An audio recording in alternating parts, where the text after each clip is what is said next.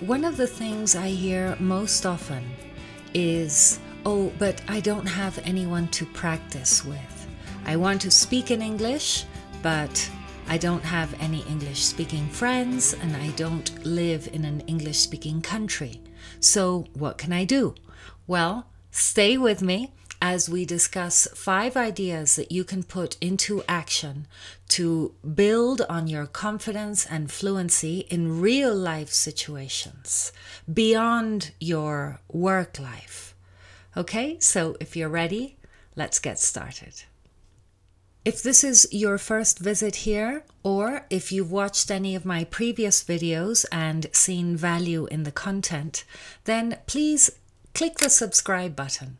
By subscribing, you're helping the algorithm and this channel reach more people like you who are looking to bring more meaning and depth to their English language skills. And if we haven't met yet, my name is Tanya Meyer. I'm the founder of Confident English Training, operating at the intersection between efficient language acquisition and use, awareness raising, and increased levels of happiness and well-being. What's not to love?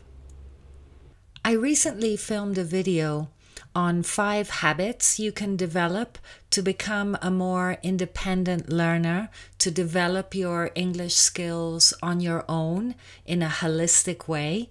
And I'll leave a link for that video for you to watch later and also in the description box below. But for now, let's take a look at some concrete actions you can take to start interacting in real life with people face to face in English. So here's the first suggestion. Have you heard of Meetup? I've just searched under language and culture and got all of these options. Not all of them are in English, but some are. Part of the invitation here is to have the courage to bring yourself out of your shell, reach out beyond your comfort zone, and be adventurous. Start a conversation in the comments below and tell us about your experience on Meetup. I recently spoke with someone who found an English teacher in a Meetup event. So it might be the case with you as well, that you just find people that you can interact with in English. And the important thing is to just be yourself and make friends. You know, use the language not with the intention of, oh, I'm going to practice my English now, but with the intention of being who you are and finding people who are like-minded with whom you can become friends and interact in English. That is the most authentic way of practicing English. Now, it might be the case that you don't feel quite ready to show up at a social event and, introduce yourself. Oh, hi, I'm Tanya and I'm an English teacher, or whatever it is you do.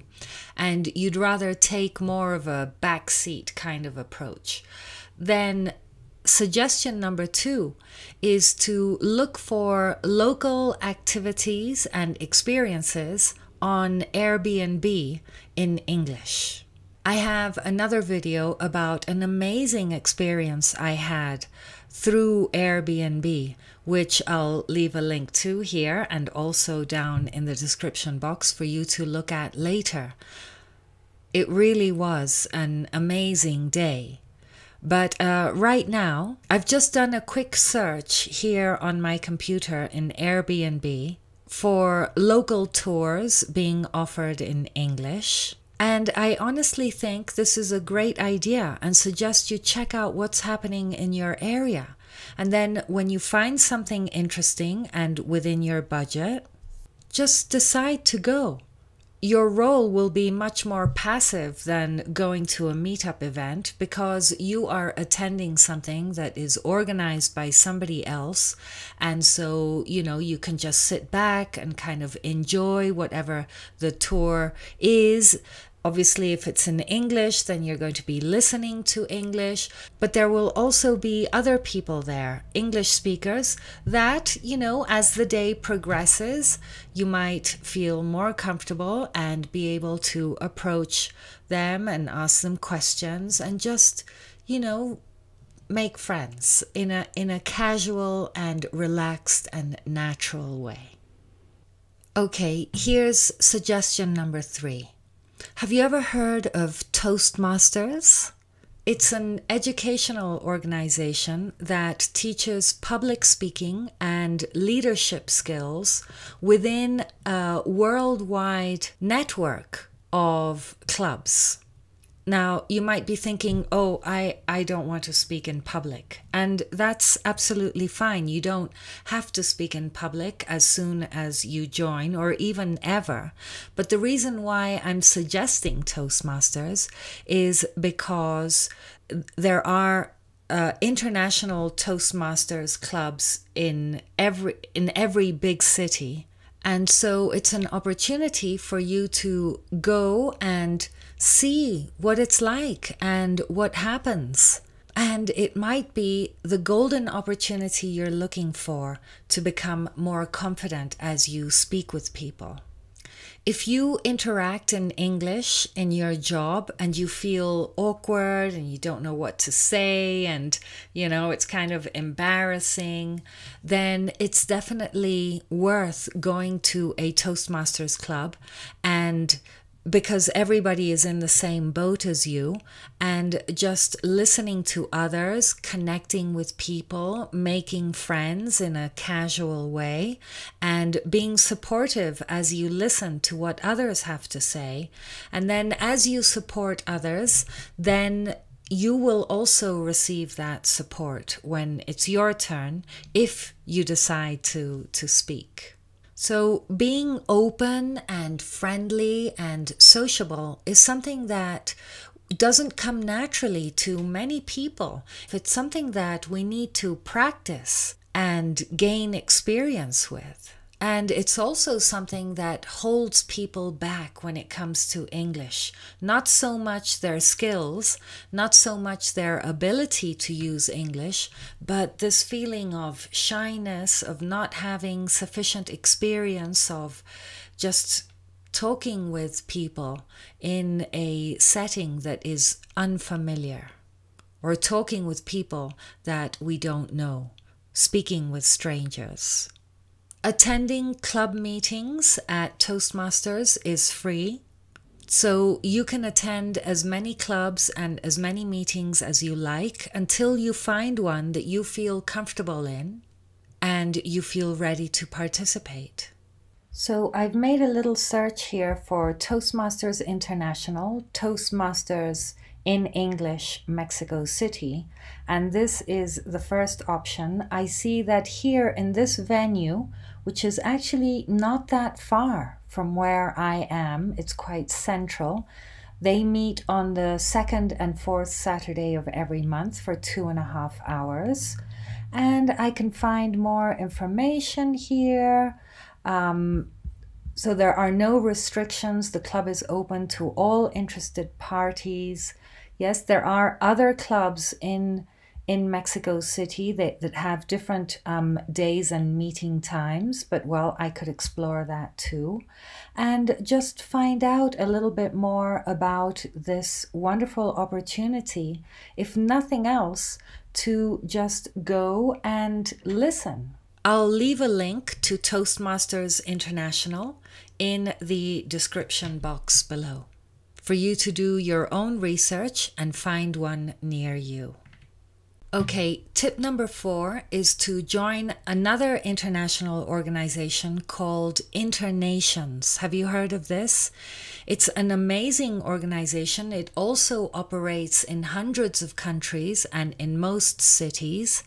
And basically, it's an opportunity for foreigners and locals to get together to interact in all kinds of activities, from skydiving to scuba diving to hiking to going to galleries and museums, meeting for meals, parties, cocktail parties, all kinds of social events. And I recently attended an Internations event, and it was like a jazz and Italian meal evening in a really nice restaurant in a nice area of town. And there were about 60 people there. The music was great, the food was good. It was an opportunity to meet new people. And half of them were speaking Spanish, which is what we speak here in Mexico, and the other half were speaking in English, and people were speaking in both languages. So Internations is a great way of making new friends.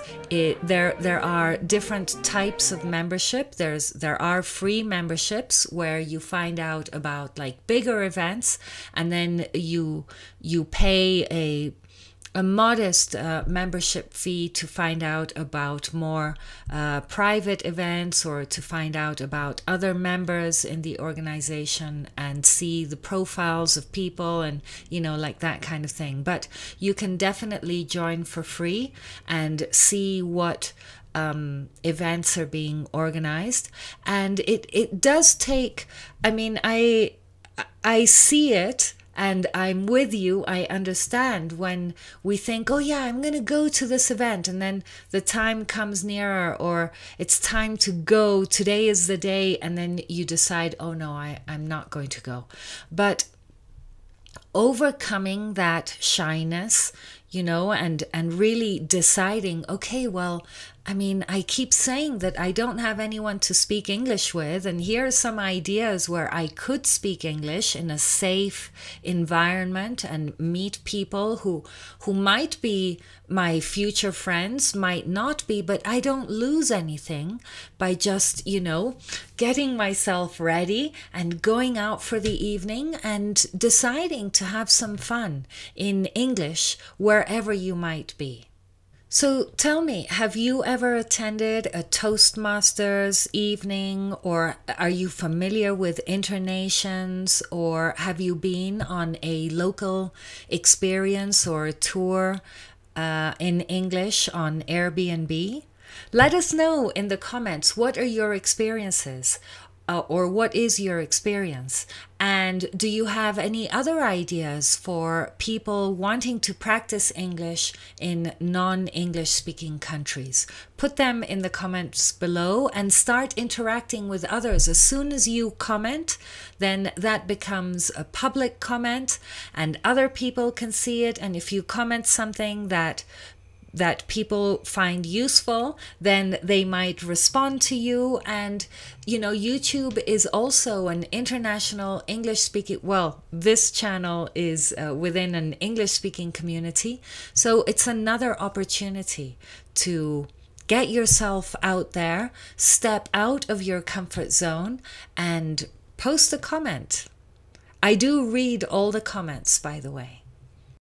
Okay, I've left the easiest tip for practicing English for last, because I did want to talk about the first four, which do imply, you know, having a little bit of courage, especially if you're shy. But let me tell you, if that is your case and you are a shy person that doesn't really like meeting, you know, new people, then how are you going to improve your English skills? You know what I mean? So the fifth suggestion is to join an online English speaking book club. And if you know, you're an upper intermediate to advanced level learner in particular, you can search for this. Do a search for online English book club for advanced learners and see what is there. Because it's online, then you don't need to be in the area where the book club is hosted. You can just register. Although what I suggest is that you look at the kind of books that are being suggested in each of your searches and find one that reads books that you're interested in. so that you actually do read the book. And of course, reading in English is going to be so helpful. It's going to expand your vocabulary. It's going to open doors for you. And then within the book club meetings, you'll meet the other people who are there and you'll be able to interact with them. So joining an English book club has so many benefits because you're reading in English, you're reflecting in English, you're expanding your vocabulary, you're talking about the book that you read and meeting other people who also read the book. Who knows, you might make friends in the book club also. So it's a great way of really pushing yourself to develop your language skills. So that's it for today. But if you're looking for a way to develop your English language skills independently, autonomously, to become a more efficient learner of English, more confident and fluent in your interactions, and you're ready to join an English coaching program that goes beyond the functional language of work and casual interaction, then do check out the link in the description box below about my ongoing English training program. I'll also leave a QR code right here if you're ready right now to just book a call and speak with a human about your English aims and objectives. And remember also that you can pick up a copy of my free guide with audio, How to Revolutionize Your English. You can find a link for that in the description box below.